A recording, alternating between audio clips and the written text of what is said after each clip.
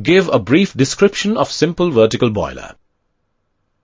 Simple vertical boiler is a low-pressure, internally fired fire tube boiler which produces steam at a lower rate. Its pressure range, steam production rate, and efficiency are.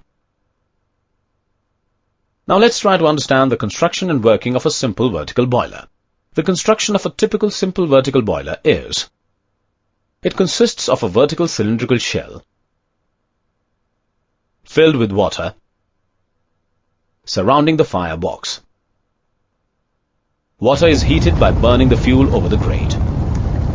The steam thus produced is collected at the upper portion of the shell.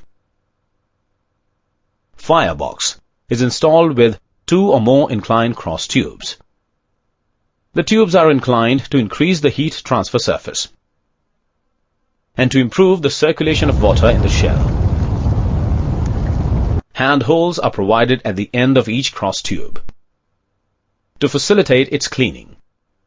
The ash produced from the combustion of fuel is collected at the bottom of the firebox, while the flue gases are allowed to escape into the atmosphere through a chimney provided at the top of the firebox.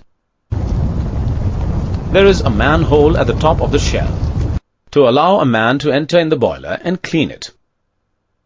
A mud hole is provided at the bottom of the shell to remove the mud that may settle down.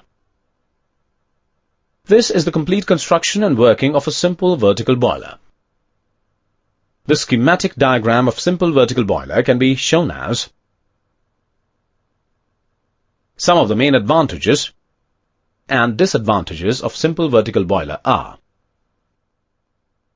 simple vertical boilers are commonly used in steamboats, railway locomotives, steam bulldozers, marine applications, etc. Thus, we can summarize as: